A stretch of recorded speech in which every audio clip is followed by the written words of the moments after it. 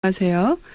네, 오늘도 대반열반경 제14권 범행품 계속해서 공부하겠습니다. 지난 시간에 범행품에서는 첫 번째 청정한 범행으로 질선, 사무량심, 지계를 닦는 것을 말씀하셨다고 제가 말씀드렸고요. 지난 시간에 사무량심을 공부하면서 두 번째 부처님의 말씀으로 널리 서원을 세우면서 보시를 행하라고 하신 부분을 오늘 공부하겠습니다. 보시를 할 때는 항상 발언을 하시기를 내가 보시하는 인연으로 모든 중생이 큰 지혜의 밥을 얻고 부지런히 정진해서 대승으로 회양을 하고 성문연각의 밥을 구하지 말고 법피식을 구하도록 해야 한다고 말씀을 하고 계십니다. 또한 반야바라밀의 밥을 얻어서 걸림없는 성근을 성취하고 받는 일을 모두 불쌍히 여기고 복전이 되어지기를 보살은 자애심을 닦으면서 보시하는 그런 행을 해야 한다고 말씀을 하셨습니다. 그에 관련된 이야기가요. 335페이지에서 339페이지까지 나옵니다. 그 내용도 이 범행품이 굉장히 분량이 깁니다. 그래서 그 내용도 너무 장황하고 길기 때문에 그 내용이 궁금하신 분들은 교재를 참고해 주시기 바랍니다. 열반경에서는 보시하는 대상을 중생에게 가장 절실한 밥에서부터요. 마실 것, 수레, 옷, 꽃과 향, 병상, 주택, 등촉, 촛불 이르기까지 8종류의 보시를 통해서 발언을 하고 자애심을 닦고 그러면서 진실한 성근의 근본을 심어서 생사를 짓지 않게 하고 열반에 들어가게 한다고 말씀을 하고 계십니다. 그래서 마실 것을 보시할 때는 어떤 서운으로 어떻게 해야 된다. 이런 식으로 계속 8종류의 보시에 대한 이야기가 쭉 전개되고 있습니다. 네, 다음으로는 사무량심은 삼승은 성문연각 보살을 말하는 것이죠. 이 삼승 선근의 근본이 된다는 것입니다. 이 사무량심이요. 선근하면 착한 그런 선근이죠. 그 선근의 근본이 바로 이 사무량심에서 나온다고 말씀하고 계십니다. 모든 성문, 영각, 보살과 부처님이 가진 선근에는 자애심이 근본이 되기 때문이라고 말씀을 하셨습니다. 보살 마하살이 사무량심의 자애심을 닦으면 이것이 한량없는 성근을 내기 때문에요. 곧 부정함을 알게 되고 들숨과 날숨, 무상한 생사, 사념처, 7방편, 12인연, 사선근, 견도, 수도, 7보리분법, 8정도, 사선정, 8해탈, 신통, 성문의 지혜, 영각의 지혜, 보살의 지혜, 부처님의 지혜의 근본이 됨을 안다고 말씀을 하셨습니다. 네, 그에 관련된 내용도 339페이지에 아주 길게 장황하게 나와 있습니다. 네, 아랫부분에 나와 있으니까요. 한번 참고하시기 바랍니다. 네, 보살이 이러한 자애심의 사무량심을 닦으면요. 대열반에 머물러서 무량한 공덕을 성취한다고 하셨습니다. 잠을 자는 가운데 편안하더라도요. 잠을 자는 것이 아니고 부지런히 정진하는 것이고요. 항상 깨어있더라도 깨어있는 것이 아니고 천인, 하늘 사람들이 신중님이겠죠. 그 보호신들이 보호하더라도 보호함이 없기 때문에 또 나쁜 짓을 행하지 않는 그런 이유로 인해서 목숨이 마친 뒤에 범천에 태어나더라도 태어남이 없이 자제함을 얻는 말씀하십니다. 이게 경전 내용인데요. 조금 이야기가 조금 어려우시죠? 그 자애심의 사무량심을 닦으면 이렇게 모든 것에 대한 분별이 없어진다는 그런 것으로 이해하시면 되겠습니다. 자제하게 모든 것에 분별이 없이 자제하게 된다는 그런 말씀입니다. 이러한 청정행으로서 사무량심을 닦으면요. 자비희라고 하는 이 세 가지의 수행이 자의 심을 도와서 지극히 아들을 사랑하는 마음의 자리에 머무르는 결과와 글자 그대로 하면 원만히 버리는 사심, 즉 평정.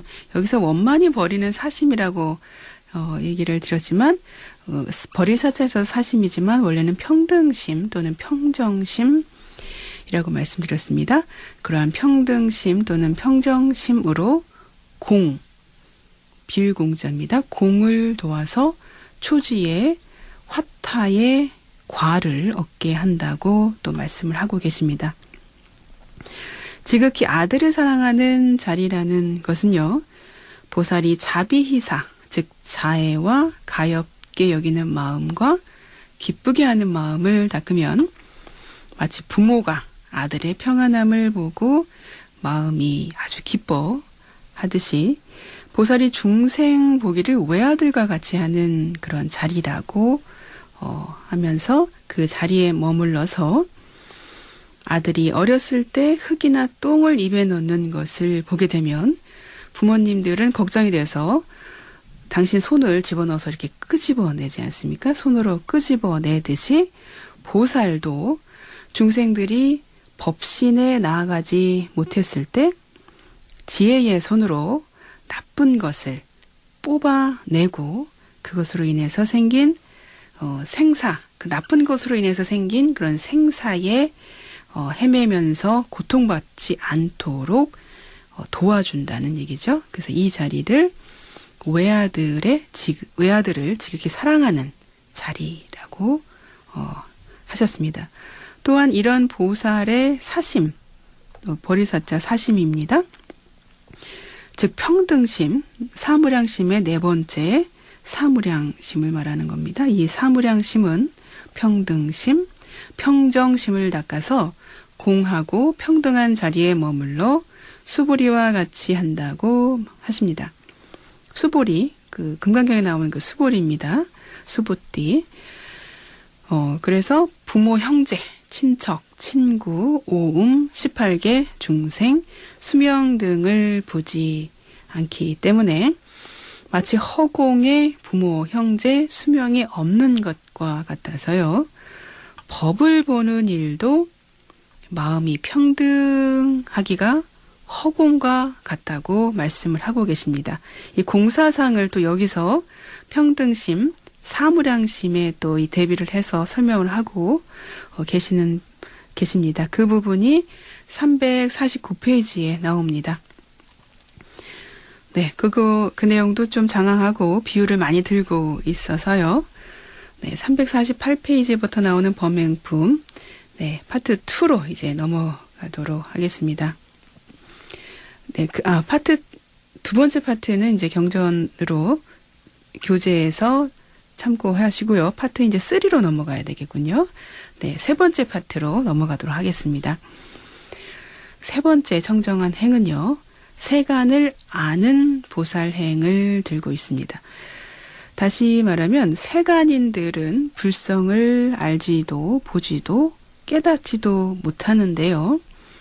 12부 경전과 12인연, 사전도와 사제, 사성제, 37조도품을 듣는 일과 안욕따라 삼맥삼보리와 대열반을 알아서 깨달으면 이를 열반경의 청정행 보살이라고 한다고 그 경전에 나와 있습니다.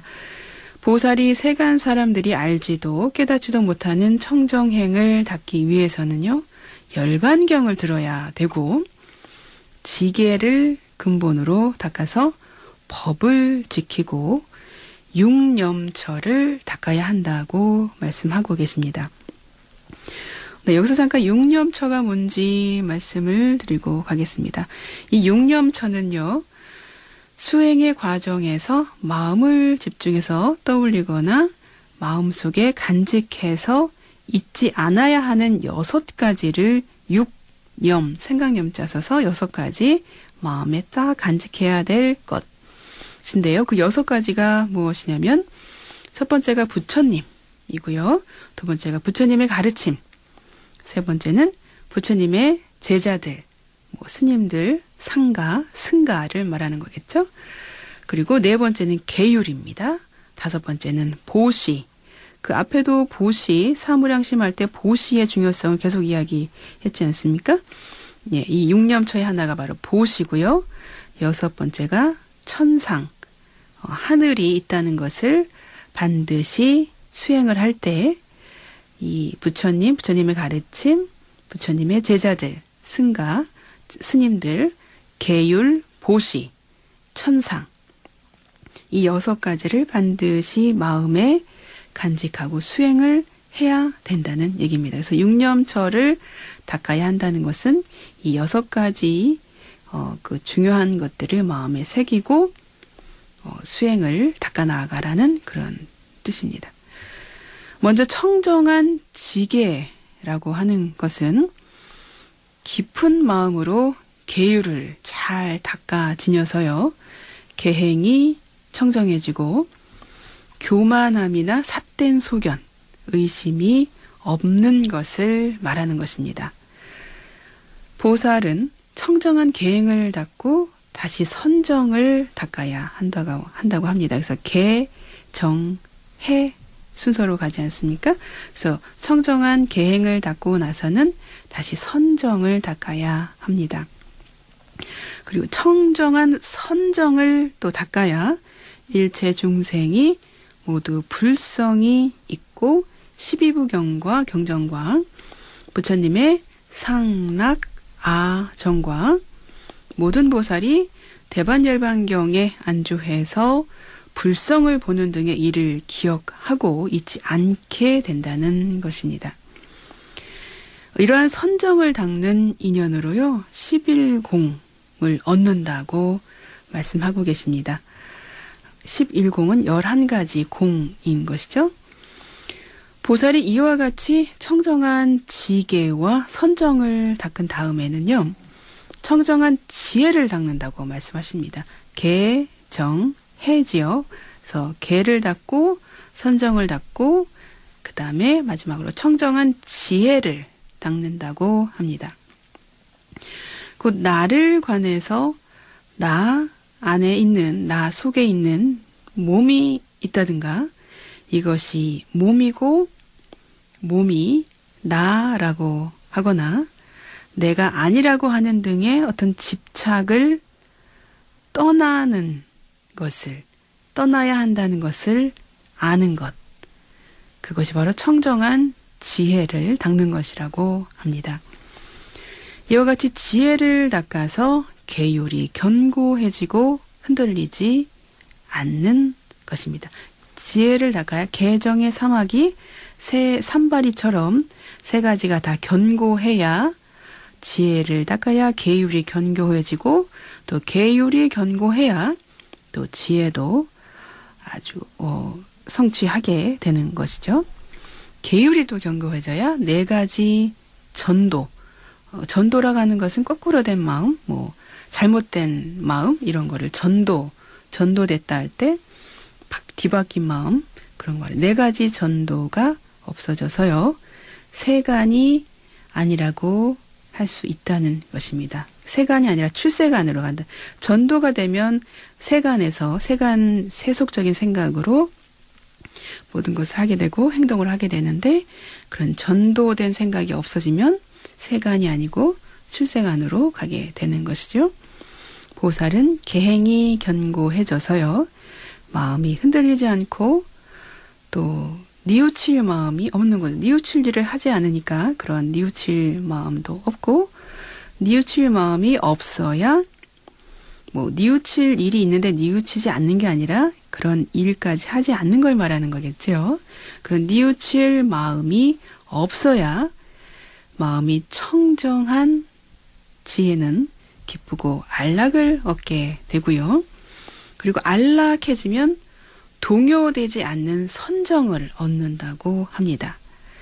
이러한 선정으로 진실하게 알고 보게 되면 생사를 싫어하게 되고, 이 말은 생사윤회를 싫어하게 되고, 해탈을 얻어서 부처님의 경지, 불성을 분명하게 얻게 된다고 말씀을 하고 계십니다. 이것을 보살이 세간을 바로 알고 보고 깨닫는다라고 하고 계십니다. 그와 관련된 내용이요, 378페이지에 나옵니다. 네, 그 경전 내용은 한번 보도록 하겠습니다. 벌써 먼저 가섭보살이 부처님께 여쭙는 것으로 시작이 됩니다. 어떤 것을 보살이 깨끗한 계행을 닦아 마음에 뉘우침이 없으며 나아가서 불성을 분명하게 본다 하나이까. 선남자여, 세간의 계율은 청정하다고 이름하지 않나니, 왜냐하면 세간의 계율은 생존을 위한 연고다. 유가 있다는, 그 중생이 있다는 그런 생존이 있는 까닭이며, 성품이 결정되지 못한 까닭이며, 끝까지 이르지 못한 까닭이고, 모든 중생을 널리 위하지 못하는 까닭이고, 그러므로 깨끗하지 못하다고 이름하느니라. 깨끗하지 못하기 때문에 뉘우치는 마음이 있는 것이고, 뉘우치음이 있기 때문에 마음에 기쁨이 없고, 왜냐면 뉘우칠 일을 했기 때문에 뉘우치는 것이지 않습니까? 그래서 뉘우침이 있으면 마음에 기쁨이 없게 되고요. 기쁨이 없게 되면 즐겁지 못하게 되고, 즐겁지 못함으로 편안하지 못하고, 편안하지 못함으로 동요하지 않는 선정에 들지를 못하게 되는 거죠. 선정이 없게 되고, 동요하지 않는 선정이 없기 때문에, 동요되지 않는 그런 아주 고요한 선정이라고 하는 그 상태가 없기 때문에 진실하게 알고 보지 못하고, 진실하게 알고 보지 못하기 때문에 싫어함이 없고, 그 나쁜 것을 싫어하는 것이죠. 싫어함이 없으므로 해탈이 없고, 생사를 싫어한다. 여기서는 앞에 주어가 좀 빠지긴 했는데, 생사윤회 이런 것들을 싫어한다는 것으로 이해하면 되겠죠. 그런 싫어함이 없고, 그 생사윤회를 싫어함이 없기 때문에, 싫어하지 않기 때문에 해탈이 없게 되고요. 해탈이 없기 때문에 불성을 보지 못하고, 불성을 보지 못하기 때문에 마침내 대반열반을 얻지 못하나니, 그러므로 세간의 계율은 청정하지 못하다고 이름하는 것이니라. 네, 여기서 지금 청정한 계율이 뭔지를 강조하기 위해서, 그리고 청정한 계율이 얼마나 중요한가에 대해서, 그리고 계, 정, 해가 서로 얼마나 밀접한 관계가 있는가라는 이야기를 하고 계신다고 이해하시면 되겠습니다. 네, 그 다음 내용 이어서 경전 내용 보겠습니다. 선남자여, 보살마하살의 청정한 계율이란 것은 계율이 아닌 까닭이며, 생존을 위한 것이 아닌 까닭이며, 결정코 끝까지 이르는 까닭이며, 중생들을 위하는 까닭이니, 이것을 이름하여 보살의 계율이 청정하다 하느니라. 선남자여, 보살마하살의 청정한 계율 속에는 뉘우침이 없는 마음을 내지 않고자 하더라도 뉘우침이 없는 마음이 자연히 생기느니라. 네, 여기서 아주 잘 따라오셔야 될 것 같아요. 이 뉘우침이 없는 마음은 내가 뉘우칠 행동을 안 했기 때문에 뉘우침이 없는 그 마음입니다. 네, 그런 뉘우침이 없는 마음이 자연히 생긴다는 거죠. 청정한 계율을 잘 지키게 되면요. 네, 오늘 여기까지 마치겠습니다.